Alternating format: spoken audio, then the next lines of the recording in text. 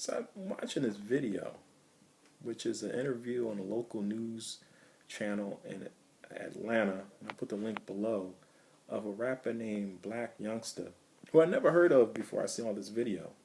Apparently he's popular. He has music videos online that have over 1 million views. Never heard of him, never even listened to his music. But he was a part of some situation recently where he went to the bank and withdrew $200,000 of his own money in order to buy a vehicle.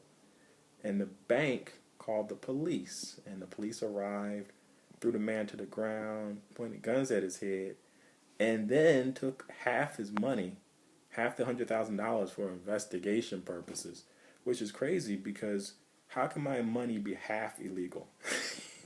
Either how can you justify taking half of it? Either all of it is ill-gotten or none of it is. It doesn't make any sense to take half of it for investigation purposes. But, I think banks are instructed because of laws associated with the drug war for if there's any type of unusual cash transactions, they're instructed to contact the police if they find anything unusual. He was mentioning that they thought he was a part of some type of bad check scheme, which was crazy because he wasn't depositing a check. He wasn't writing a check. He was withdrawing cash from his own account. And if he has over $1 million in that account, you should be able to access your money. But it's so unusual for someone to withdraw $200,000 that these tellers got scared, probably thought something was going on, so they actually called the cops. But the whole thing about him with that $200,000, I think it's just a part of the culture of money.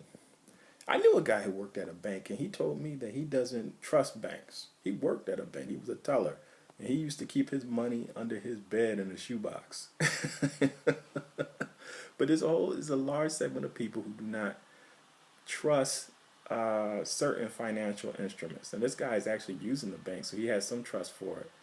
But the whole thing that he doesn't want to write checks. He wants to use cash, because that's his dream. He wants to put that cash on the table. And I think it comes from, unfortunately, I think it comes from like the legal lifestyle where, although this guy is not living illegally, I think it comes from the lifestyle where every transaction is done in cash, which is on the streets. Everything is a cash. You're not writing no check on the streets. You're not using credit cards on the street. You're using cash, and you show how much money you got by the roll you got. So I think that comes from that culture, and he's a part of that culture. He's a street rapper. He's not a conscious rapper. So that's his dream, that he wants to have that big role. He mentioned $500,000. He didn't go that far this time, but that's probably the next week. Next week he'll take out $500,000. He's still got plenty of money in there, and then they'll probably call the cops again. They'll probably call the National Guard this time.